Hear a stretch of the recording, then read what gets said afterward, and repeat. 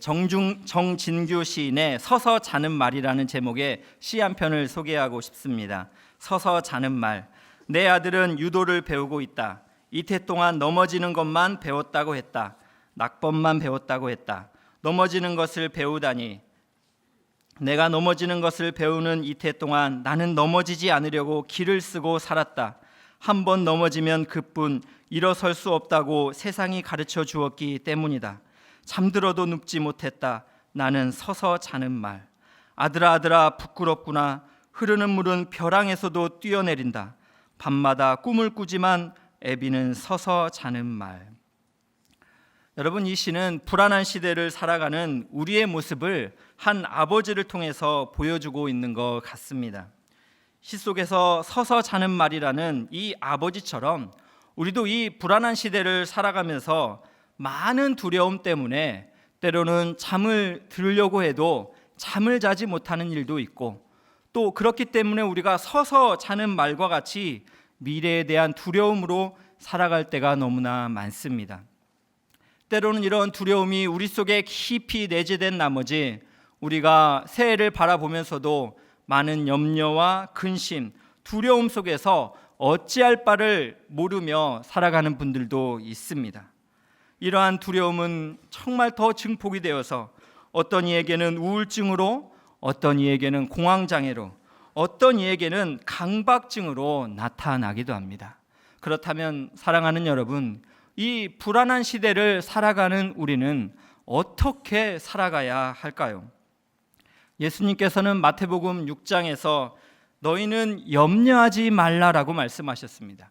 내일 일은 내일이가 염려할 것이라고 말씀하셨습니다.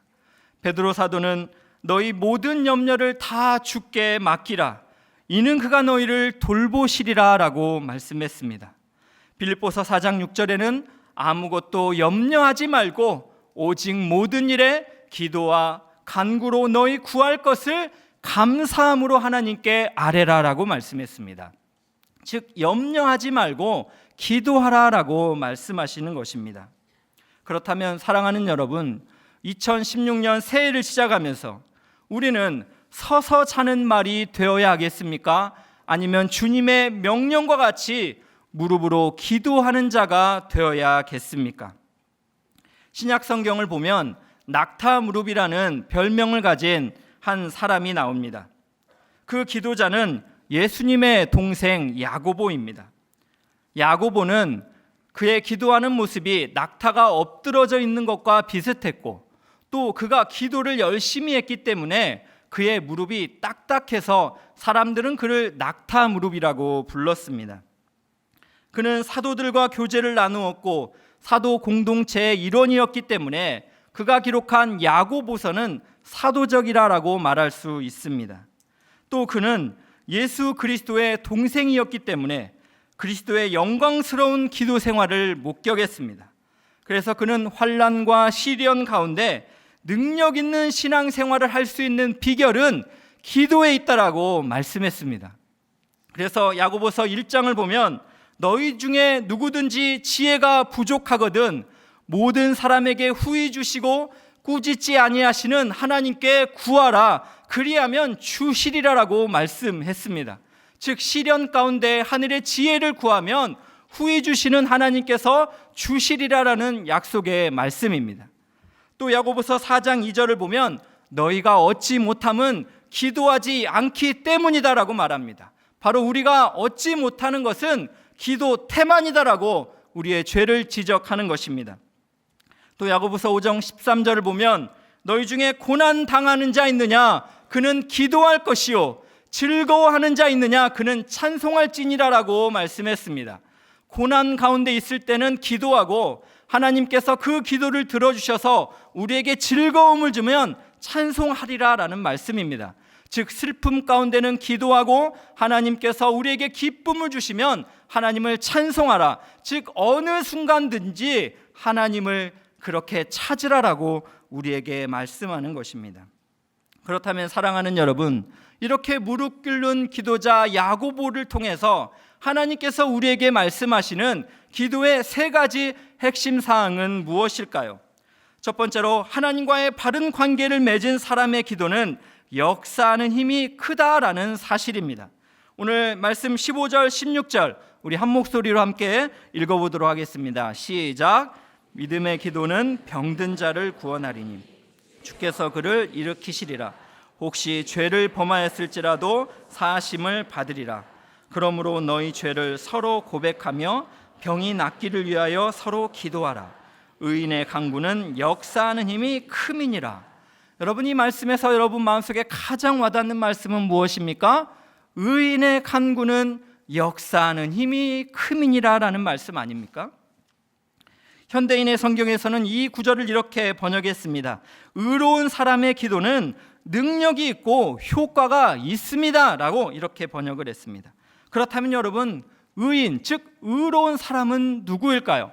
우리가 15절 16절의 문맥 속에서 이 의미를 살펴보면 먼저 15절은 치유에 대한 말씀입니다.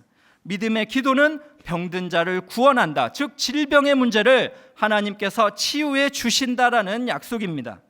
또 두 번째로 혹시 죄를 범했을지라도 사하심을 받는다라는 것입니다. 즉 그 병이 혹시 죄에 의해서 발병된 것이라면 하나님께서 그 죄도 용서해 주신다, 즉 영적인 치유를 말씀하는 것이죠.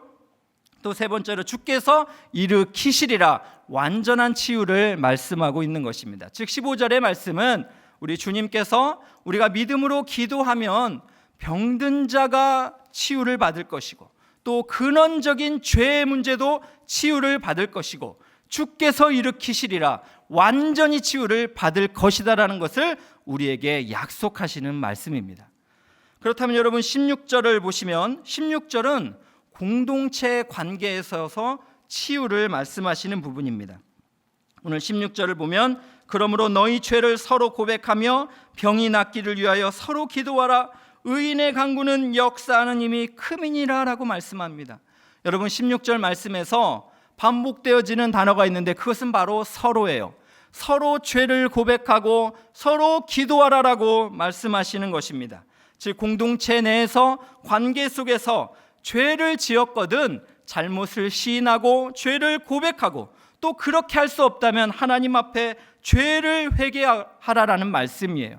또 여러분 상처를 준 사람뿐만 아니라 서로 기도하라 이 말씀에서 상처를 받은 사람도 나에게 상처를 준 그 사람을 위해서 기도해 주라라는 말씀입니다. 그래서 여러분 이 문맥 속에서 살펴보면 15절 16절을 통해서 우리가 살펴보는 것은 우리의 죄의 문제가 예수님께 의하여서 치유함을 받으면 하나님과의 관계가 회복되어진다라는 말씀이에요. 그래서 이렇게 죄의 문제가 치유받고 하나님과의 관계가 회복된 자, 바로 이 의인의 기도는 역사하는 힘이 큼이니라라고 우리에게 말씀하고 있는 것입니다.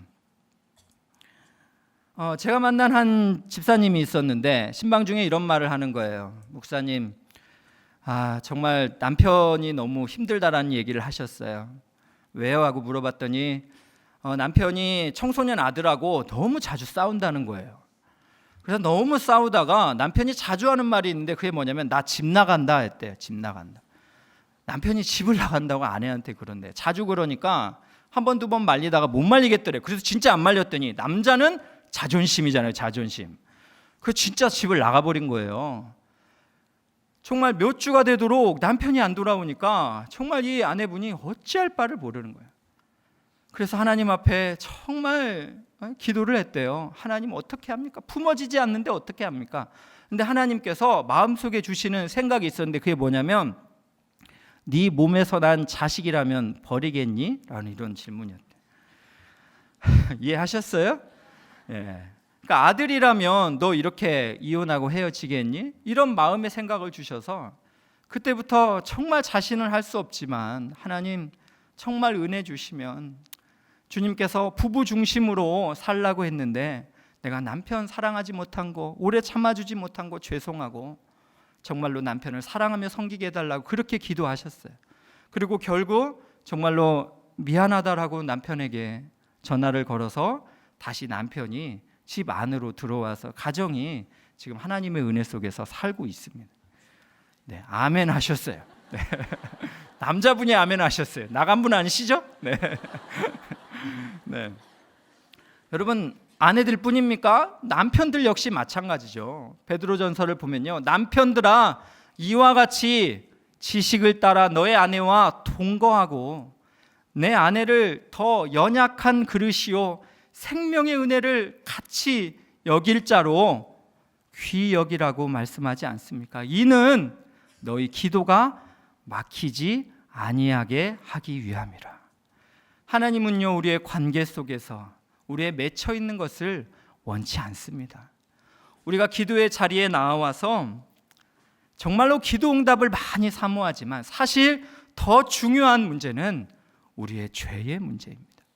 우리의 죄를 회개하고 그 죄를 고백할 때 여러분, 하나님과의 관계가 회복되어지는 것이고, 그 관계가 회복되어진 의인의 기도는 하나님께서 역사하여 주시겠다는 말씀입니다.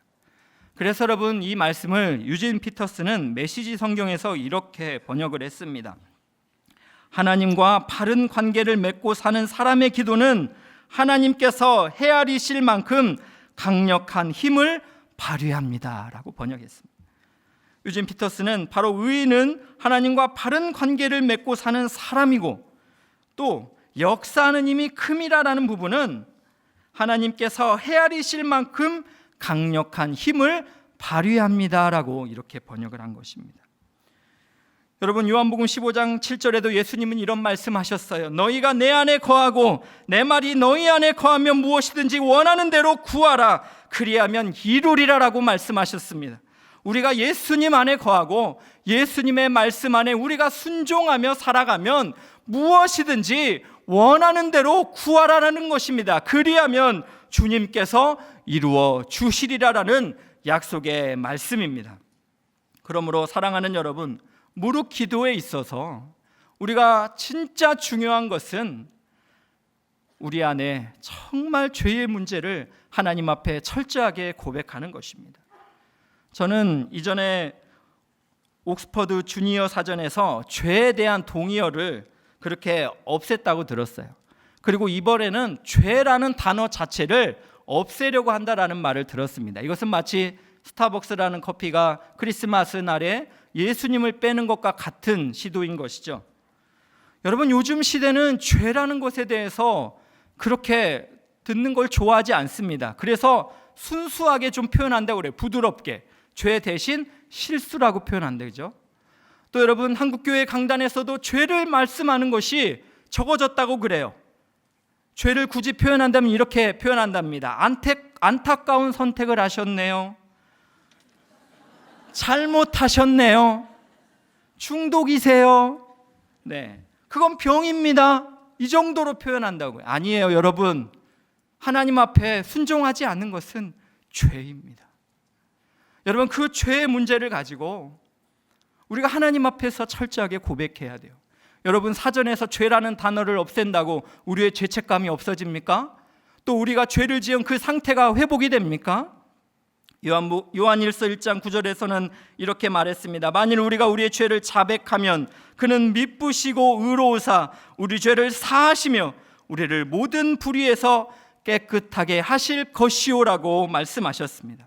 사랑하는 여러분, 오늘 금요 기도에 하나님 앞에 무릎으로 나아가실 때 성령님께서 여러분의 죄를 지적하신다면 이 시간 하나님 은혜를 달라고 그렇게 하나님 앞에 죄를 철저히 고백하시고, 또 누군가에게 상처를 줬거나 또 누군가가 나를 상처 줘서 절대로 용서할 수 없는 그런 마음의 울분이 있다면 하나님 앞에서 용서할 수 있는 주님의 마음 달라고 그렇게 기도하시기를 바랍니다.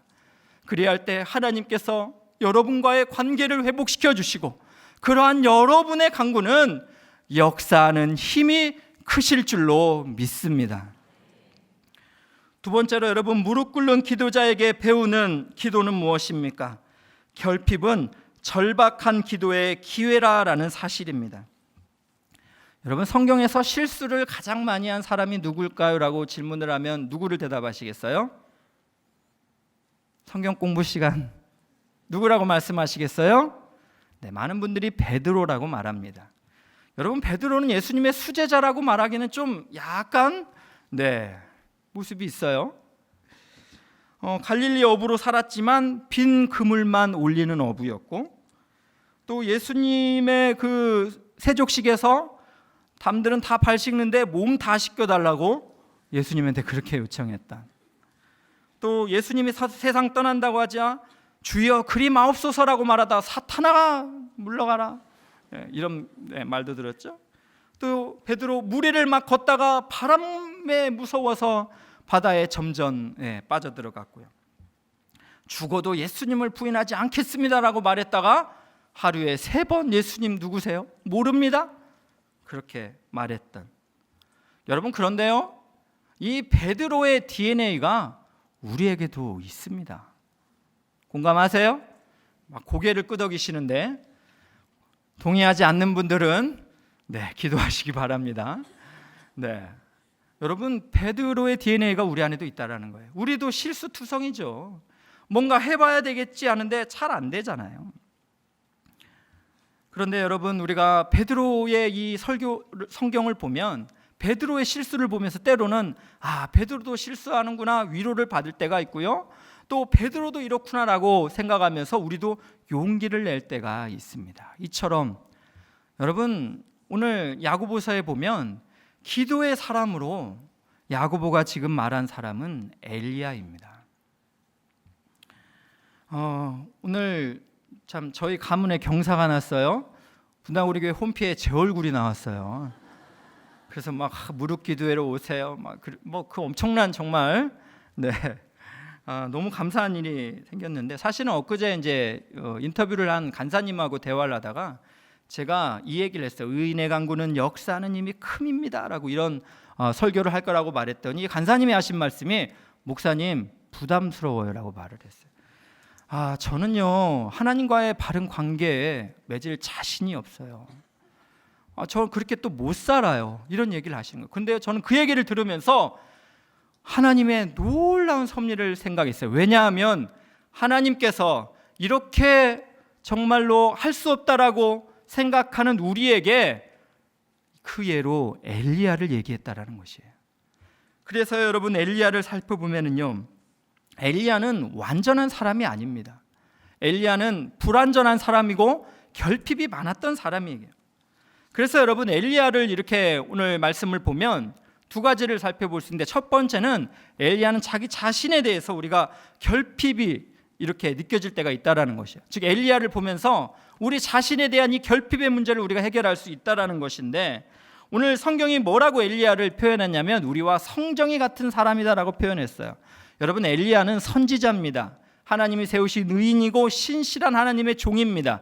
그런데 야고보가 지금 야고보서에서 기도를 독려하면서 그 예를 엘리야를 들면서 우리와 성정이 같은, 우리와 똑같은 실수투성이의 사람이다라고 이야기를 하는 거예요. 또 여러분, 엘리야는 어떤 실수들을 많이 했나요? 엘리야는요, 이세벨이 두려워서, 이세벨의 말 한마디가 두려워서 그는 로뎀나무 아래에서요, 하나님 나는 할 만큼 했습니다, 나를 죽여주시옵소서라고 이렇게 하나님께 기도했던 사람입니다.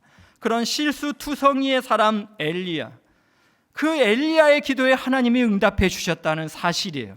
이것을 통해 볼 때 우리 자신이 결핍의 상태이지만 이 야고보서를 보면서 우리가 우리의 기도에도 하나님께서 하늘문 여시고 응답해 주시겠다라는 용기를 낼 수 있지 않겠습니까? 제가 이전에 어머니 기도회를 할 때 어머니들이 이렇게 기도하시다가 안 나오시는 분들이 있어요. 그래서 어머니 왜 안 나오세요? 물어보면 이런 말씀 하시더라고요. 목사님, 제가 기도 열심히 했는데 집에 가면 똑같이 우리 아이들 보면은 내가 너무 이렇게 막 화가 나고 막 폭언도 하고 그래요. 기도해도 소용없어요라고 이런 말을 했습니다. 그때 제가 한 말이 있어요. 어머니, 그렇기 때문에 기도의 자리에 나오셔야지요라고 말했어요. 왜냐하면 우리 안에는 그렇게 누군가를 사랑하고 누군가를 섬길 수 있는 그런 힘이 없습니다. 성 어거스틴이 고백록이라는 그의 책에서 그가 이렇게 말했습니다. 주님, 우리가 주님의 사명을 이루기 전에 우리에게 은혜를 주옵소서라고 그는 그렇게 고백했어요. 여러분, 우리 자신이 결핍이 느껴집니까? 나는 기도해도 하나님이 응답해 주시지 않을 것 같이 부족함이 느껴집니까? 그럼 더더욱 엘리야처럼 하나님 앞에 나아가시기를 주님의 이름으로 축원합니다. 또 여러분, 두 번째로 우리가 삶의 결핍이 느껴질 때가 있습니다. 여러분, 오늘날은 엘리야와 같은 능력의 기도가 나타나지 않는다고 그렇습니다. 그것은 하나님의 능력이 작아졌기 때문입니까? 아니면 엘리야와 같은 특별한 사람이 존재하지 않기 때문에 그렇습니까? 문제는 우리가 이러한 결핍 가운데서 엘리야와 같이 절박한 심정으로 기도하지 않기 때문에 그렇습니다. 오늘 말씀을 보면요, 엘리야는요 절박한 기도를 하나님께 드렸어요. 첫 번째로는 당시에는 지금 하나님께서 비를 주지 않았기 때문에 비가 안 온 지 가뭄의 상태가 3년 6개월 지속됐어요. 여러분, 3년 6개월 동안 비가 안 온다면 이 엘리야가 하나님께 비를 달라고 기도할 때는 어떠한 절박함으로 기도했겠습니까? 또 두 번째는 영적으로는 이스라엘 백성들이 하나님이 아니라 풍요의 신이라고 말하는 바알 앞에서 그렇게 엎드렸습니다. 영적으로 타락한 것이죠. 그렇기 때문에 엘리야는 더더욱 하나님께서 은혜 주시기를 얼마나 절박하게 기도했겠습니까? 그래서 열왕기상 18장 42절에 보면 이렇게 말씀합니다. 우리 한번 같이 읽도록 하겠습니다. 시작. 아합이 먹고 마시러 올라가니라. 엘리야가 갈멜산 꼭대기로 올라가서 땅에 꿇어 엎드려 그의 얼굴을 무릎 사이에 넣고. 네, 엘리야가 지금 어떻게 기도했다고요? 땅에 꿇어 엎드려 그의 얼굴을 무릎 사이에 넣고 기도했대요. 여러분, 이렇게 기도할 수 있겠어요? 제가 이렇게 기도할 수 있는가 싶어가지고 오늘 9층 기도실에 가서 한번 해봤어요. 땅에 꿇어 엎드려 얼굴을 무릎 사이에 넣어봤어요. 안 넣으시더라고요. 안 넣어져. 뭐 가까스로 제가 이렇게 정말 한 1분 해보려고 했는데 안 되더라고요. 여러분, 뱃살 있는 분들 절대 안 됩니다. 절대 안 돼요. 이거 굉장한, 이거 뭐 다이어트도 아니고 힘들더라고요. 그러면서 제가 1분을 버티면서 생각한 게, 엘리야가 이렇게 하나님 앞에 기도의 자세를 취했다는 것은 바로 목숨을 건 기도였지 않을까라는 생각이 들었습니다. 오늘 말씀 야고보서 5장 17, 18절 함께 보시겠습니다. 우리 한번 읽을까요? 엘리야는 우리와 성정이 같은 사람이로되 그가 비가 오지 않기를 간절히 기도한즉 3년 6개월 동안 땅에 비가 오지 아니하여 다시 기도하니 하늘이 비를 주고 땅이 열매를 맺었느니라. 이러한 정말로 결핍이 느껴지는 엘리야. 그러나 그는 그 결핍을 절박한 기도로 하나님께 나아갔을 때 하나님께서 우리와 똑같은 엘리야의 기도를 들으시고 하늘의 문을 여시고 은혜의 비를 주시며 땅이 열매를 맺게 하여 주셨다라는 말씀입니다. 카이 라이들먼의 나의 끈 예수의 시작이라는 책에서 저자는 페이스북에 이런 글을 올렸다고 합니다. 아래의 문장을 완성해 보세요. 여러분도 한번 완성해 보시면 좋을 것 같아요. 뭐뭐뭐일 때 예수님의 실제를 만났다라는 것입니다. 그러니까 이해하셨어요? 뭐뭐뭐일 때 예수님의 실제를 만났다. 언제 여러분은 예수님의 실제를 만났습니까? 이 질문을 페이스북에 올린 거예요. 몇 시간 만에 수백 개의 답글이 왔는데요. 그 답글은 되게 구체적이었다고 해요. 한번 들어보세요. 말기암으로 몇 개월밖에 살지 못한다는 청척병력 같은 통보를 받았을 때 예수님의 실제를 만났다. 남편이 다른 여자와 바람이 나서 집을 나갔을 때 예수님의 실제를 만났다. 중독을 이겨낼 수 있다는 자신감을 완전히 상실했을 때 예수님의 실제를 만났다. 이혼 서류가 날아왔을 때 예수님의 실제를 만났고, 우울증이 참기 힘들 만큼 깊어졌을 때 예수님의 실제를 만났고, 병원에서 신부전이라는 이유로 낙태를 권했을 때 그때 나는 난생 처음으로 밤새도록 기도했다. 지금 내 딸은 23살이다. 이렇게 올라왔다는 거죠. 남편이 자동차 사고로 세상을 떠났을 때 예수의 실제를 만났다. 초음파 검사로 태아의 심장 박동이 멈춘 것을 확인했을 때 예수님의 실제를 만났다고 그는 이렇게 그 책에서 말을 했습니다. 저자는 이런 답글을 읽어가다가 한마디로 정리를 했대요. 그 정리는 이렇게 했습니다. 나의 끝에 이르렀을 때 비로소 예수가 나에게 실제가 되었다라고 이렇게 말을 했습니다. 나의 끝에 이르렀을 때, 그때 예수님이 나의 실제가 되었다라는 것입니다. 여러분은 어떻습니까?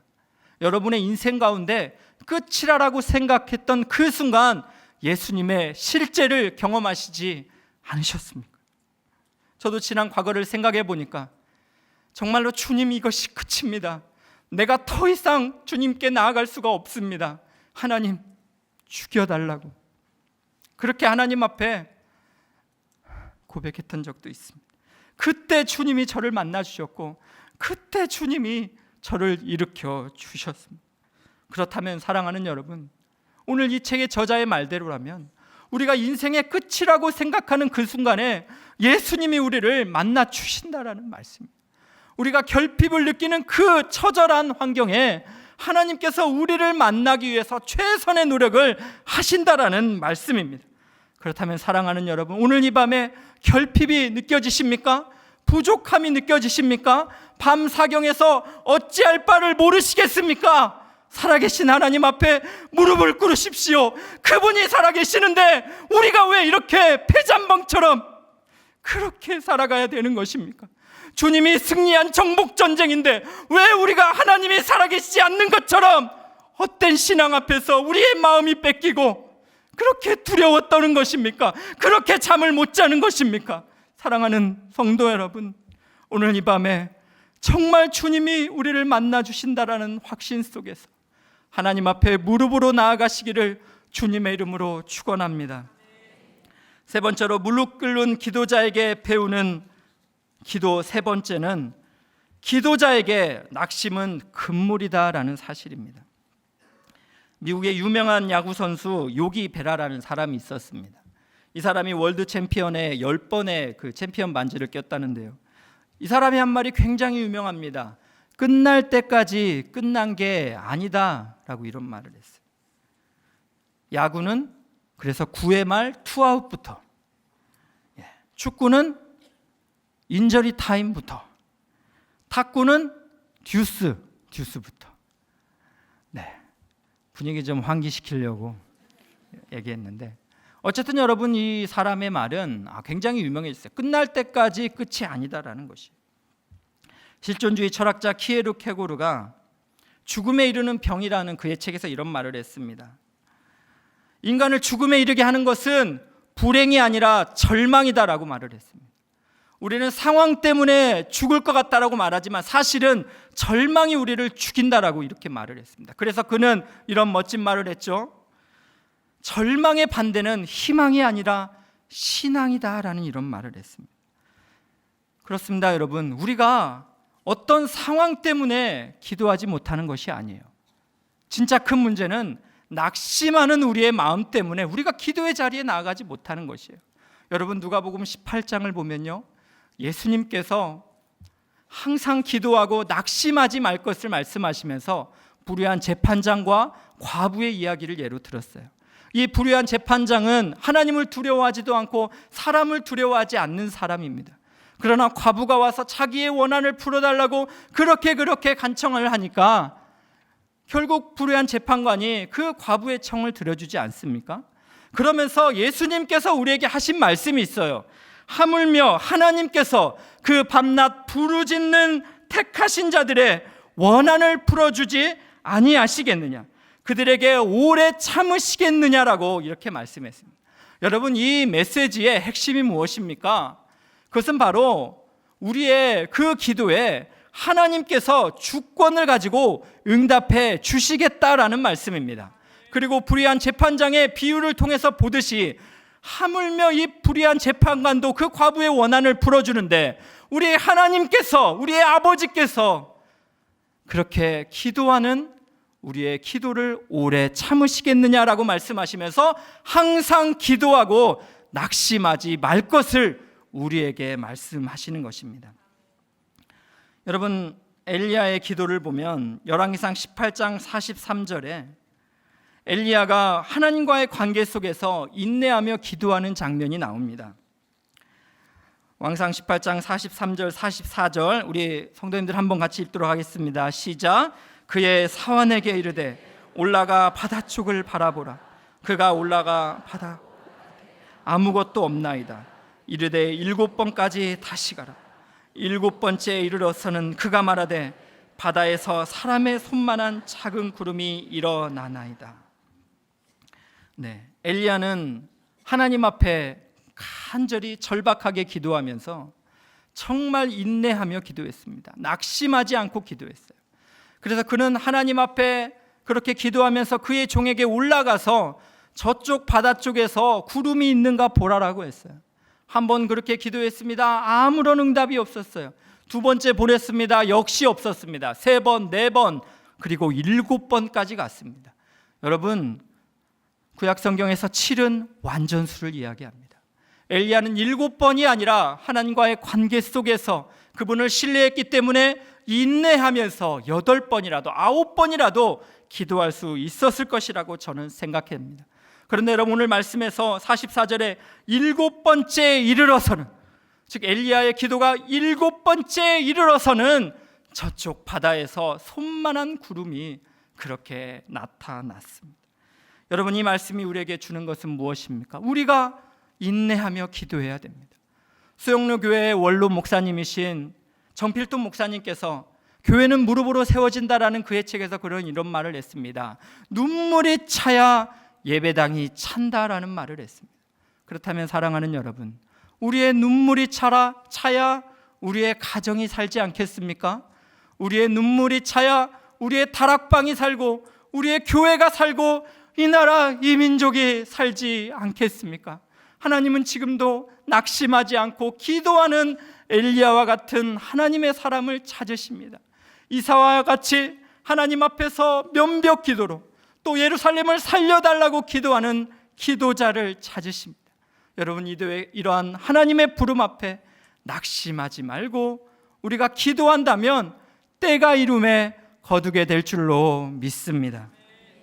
저는 오늘 설교를 준비하면서 지난 제자훈련 인터뷰를 하다가 만났던 한 집사님의 그런 이야기가 생각이 났습니다. 이 집사님은 2006년에 예수님을 영접하고 2012년에 제자훈련을 받고 있었습니다. 그러나 제자훈련을 받으러 가는 어느 날, 그날 제자훈련이 광주에 있었기 때문에 이 집사님께서 서현에서 한 집사님을 태우고 광주로 올라가고 있었습니다. 그런데요, 갑자기 머리에서 번개가 치는 것 같은 그런 찌릿함을 느끼더니 도저히 운동신경이 마비가 되면서 운전을 할 수가 없었다고 그래요. 뇌졸중이 운전 중에 찾아온 것입니다. 여러분이 얼마나 위험한 절체절명의 환경입니까? 그런데 다행히 하나님의 은혜는 이분이 1차선을 달리고 있었는데 이 왼쪽에 가드레일이 있었던 거예요. 다행히 이 가드레일이 있어서 브레이크를 밟았는데 가드레일을 이렇게 쭉 긁으면서 다행히 차가 멈추게 되었습니다. 너무나 또 정말 하나님의 은혜는 그 당시에 오는 차가 많지 않았다고 그래요. 그래서 정말 힘든 상황에서 가까스로 이 차를 그 밖으로 이렇게 뺄 수가 있었다고 합니다.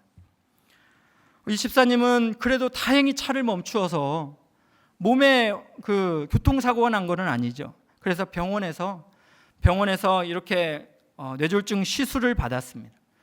그리고 시술을 받았는데 시술 때문에 이분은 언어적인 어려움, 또 안면의 마비 증상이 와서 제자훈련을 1학기를 거의 다 받았는데 중도 포기할 수밖에 없었습니다. 이분이 그렇게 기도 부탁했던 게 무엇이에요? 하나님, 제자훈련 끝까지 잘 무사히 마치게 해달라는 그런 기도였는데 그분의 이 기도는 오히려 1학기가 지난 그 순간에 그렇게 이루어지지 않은 것처럼 보였습니다. 3년이 지나고 이제 제가 다시 이제 제자훈련을 신청했기 때문에 인터뷰를 하는데요. 최근에 그 여동생, 그때 3년 전에 있었던 그 미국에 있었던 여동생이 와서 이런 이야기를 해주더라는 거예요. 뇌졸중 시술을 받고 그렇게 힘겨운 환경에 있었을 때 간호사가 이렇게 몸을 막 흔들어 깨웠대요. 근데도 감각이 없었답니다. 움직일 수가 없었답니다. 그렇게 무감각의 상태에 있을 때 이 집사님은 기억하지 못하는데 이 여동생에게 요청했던 것이 있대요. 그게 무엇이냐면 우리들의 찬양이 제자훈련 가려고 했으니까 내 가방에 있는데 그곳에서 그 찬양의 노래를 좀 불러달라고. 그래서 이분이 요청하신 그 찬양은 나의 반석이신 하나님이라는 찬양이었습니다. 나의 반석이신 하나님, 행하신 모든 것 완전하시니. 우리 한번 같이 불러볼까요? 나의 생명 되신 하나님, 내게 행하신 일 찬양합니다.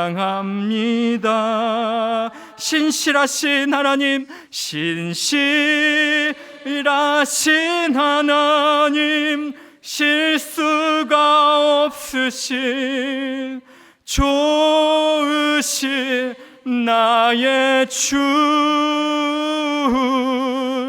신실하신 하나님, 실수가 없으신 좋으신 나의 주. 사랑하는 성도 여러분, 정말로 우리 주님은 신실하신 하나님이십니까? 그분은 선하시고 정말 좋으신 분이십니까? God is good all the time이십니까? 여러분, 성경에서 우리 하나님을 뭐라고 말씀하십니까? 여호와는 선하시며 그 인자하심이 영원함이도라라고 말씀하지 않습니까? 너희는 여호와의 선하심을 맛보아 알지어다라고 말씀하시지 않습니까? 하나님을 사랑하는 자, 곧 그의 뜻대로 부르심을 입은 자들에게는 모든 것이, 이 땅에 일어나는 모든 것이 합력하여 하나님의 선을 이룬다고 우리에게 말씀하시지 않습니까? 사랑하는 우리 집사님께서 정말로 그렇게 기도하며 받고 싶었던, 그러나 주님이 그때는 허락하지 않으시고 상상할 수 없는 이런 뇌졸중이라는 것이 와서 포기해야만 했던 그 순간에도 나의 주님은 신실하신 주님입니다. 주님은 실수가 없으신 완전하신 분이십니다. 이렇게 무의식 상태에서 하나님 앞에 찬양을 드릴 수 있었던 것처럼, 사랑하는 성도 여러분, 오늘 이 밤에 우리가 선하신 주님을 생각하면서 낙심하지 말고 기도할 수 있기를 간절히 소망합니다. 그 신실하신 주님께서는 지금도 살아계셔서 하늘 보좌 우편에 앉아 계시며 우리를 위하여 친히 중보하고 계신다고 약속하셨습니다. 그 주님이 우리와 함께 하시고 우리를 위하여 중보 기도하시는데, 우리가 어떻게 기도하며 낙심하며 절망하며 하나님께 기도를 드릴 수 있겠습니까? 사랑하는 성도 여러분, 오늘 이 밤에 주님이 우리를 친히 만나시기를 원하신다는, 선하신 주님이 우리를 가까이 하시기 원하신다는 신뢰 속에서 하나님 앞에 무릎으로 나아가시며 주님을 만나시고 경험하시고 은혜를 체험하시는 성도님들 여러분 되시기를 주님의 이름으로 축원합니다. 결론을 맺겠습니다. 2016년 새해를 시작하면서 여러분은 서서 자는 말이 될 것입니까? 기도하는 무릎의 기도자가 될 것입니까? 하나님이 말씀하시는 기도의 세 가지 중요한 것은 무엇입니까? 첫째, 하나님과의 바른 관계를 맺은 사람의 기도는 역사하는 힘이 크민이라. 아멘이시죠? 두 번째로, 결핍은 절박한 기도의 기회입니다. 세 번째로, 기도자에게는 낙심은 금물입니다. 모든 은사와 온전한 선물이 빛들의 아버지께로부터 내려온다고 우리 주님 말씀하셨습니다.